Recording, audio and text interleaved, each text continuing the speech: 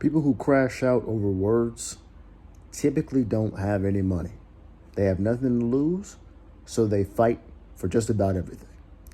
Now, let me tell you how I know this. All my life, I've known at least one person who, if somebody talked to them wrong in a way that they deemed disrespectful, they were ready not only to talk back, but to literally throw hands. They wanted to be in a position where they're fighting because someone called them a name they didn't like. Now, already I know some of y'all are like, what's the problem with that? This is what tells me why we are so broke. We have no emotional discernment. And discernment is one of those things that if you're not careful, it will cost you everything. If you cannot practice walking away when you are uncomfortable, you will never have any money. And that reflects not only in your spending habits, but also when people have something to say that you don't like. If you think it's appropriate to put your hands on someone else because they said something you don't like, then you have to realize that you are the problem. And you are probably the reason that you are broke, because it's so emotionally triggering to you to hear someone say something you don't like that you believe that fighting them is in some way teaching them a lesson and earning you respect. And you look like a clown. I'm just going to be really honest with you. You look like a clown. Unfortunately, though, this idea of respect, and I've talked about this in videos where people leave their jobs because people talk to them funky. This idea of respect has gone so far, especially with people in poverty, that it has them doing things that will keep them perpetually broke, generationally broke, for years and years to come. There's a reason why the law classifies assault as, you placing your hands on someone, or maybe even you threatening someone. Now, if someone threatens you, literally threatens to kill your children in a menacing way, that's something different. If somebody put their hands on you, that's something different, but that's assault, right? Somebody calling you the N-word, for example. I already know some of y'all are like, those are fighting words. If you say so. Listen, if someone calls me the N-word, why would I waste any time on someone is so ignorant, so completely void of rational thought? Why would I risk things that I have built on them? See, again, that's how I know you don't have any money.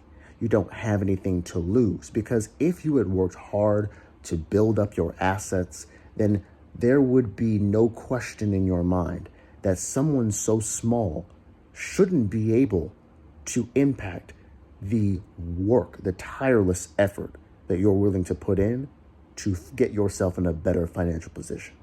That's why that type of shit doesn't bother me, because I know they're talking out of their ass. Who cares what you have to say about me? I don't care, because my actual life is one that I like. I don't want to risk that life for somebody talking crazy. I suspect a lot of y'all don't like y'all lives. At least the people who are willing to act in the way that I'm talking about. If you're willing to crash out over words, you clearly don't like your life or yourself. Because if you did, you would be able to realize that somebody talking shit doesn't like themselves. That's why they're talking.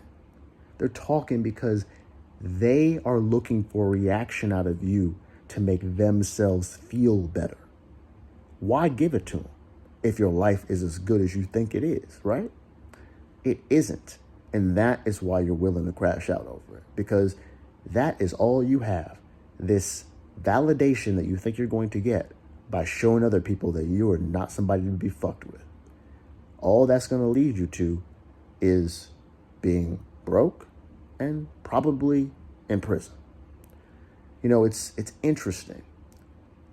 The government classifies these things as assault against the law, and then they treat you like someone who has no emotional discernment, like a child. I mean, think about it. You put your hands on somebody because they talk to you crazy, right? If they find you guilty of that, what do? They take you to jail or prison. They give you 3 meals a day, just like somebody who can't take care of themselves, and they place you in in an environment with a bunch of other people who have no emotional discernment, because they are saying we cannot afford to make society, the rest of society, pay for your lack of judgment. And because you have shown you can't handle the real world, we're going to put you in the kiddie corner where you have to be handled with kids' gloves because, quite honestly, the real world was too much for you. I laugh when people say things like, you wouldn't last in jail. I've never heard anyone say this, but I've heard people say that about other people who are successful and saying like, oh, like as if it's something to be proud of that you've been to prison. Like, well, there's some hard criminals there. Yeah, maybe, but they're also people who lack emotional discernment. I would much rather be someone who practices being an adult in a functioning society than be someone who can brag about going to prison. It's actually insane, if you think about it, how much we act outside of our best interests and then act as if it's something to be proud of. It's not. And it's the reason why a lot of us stay broke. Because just like you being unable to control yourself with your spending habits, you being unable to control yourself when someone talks to you in a way you don't like, it just proves that you aren't willing to do what's in your best interest in the face of adversity. And that skill is the same one that gets you out of debt. It's the same one that slowly climbs up the ladders of, poverty, lower class, middle class, upper class. It's that muscle that helps you save money, that helps you build an emergency fund. It's those things that allows you to say, no, I'm not going to do that just because it's the easy thing to do, just because I want it. It's the ability to ignore your base instincts, to be able to say to yourself, just because I feel like doing it doesn't mean it's what's best for me. Emotional discernment, in so many instances, is the key to us living successful lives. And when I see you willing to crash out over words, I know you don't have any. That's why I talk so much about it on this channel, because it is literally the key. And when you walk around, and I'm sure all of us know somebody like this, when you walk around and you see people who are willing to just lose it all, you might think to yourself, why are you willing to go to jail over this? It's because they've got nothing to go back to, or they do not value the relationships that they have currently, and they probably won't until they're already gone. So often, the things that we value are things that cause us to hustle backwards. We want outside validation. We want respect that isn't really respect, it's just clout, instead of the things that will actually take care of our families.